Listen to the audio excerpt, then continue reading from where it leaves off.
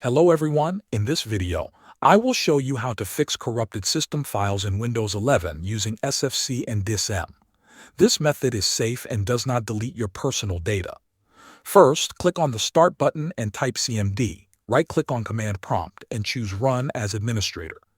If you see a permission message, click Yes.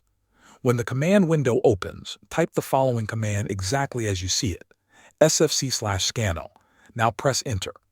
The scan will start. This process can take some time, so wait until it reaches 100%. During the scan, Windows will check all protected system files and try to repair corrupted ones automatically. When the scan finishes, read the message on the screen.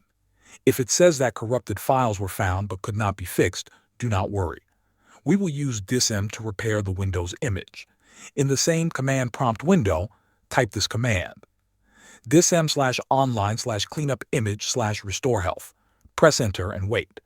This scan may take longer than SFC, and it can look stuck at some percentages. This is normal, so do not close the window. Once the DISM scan is completed, restart your computer.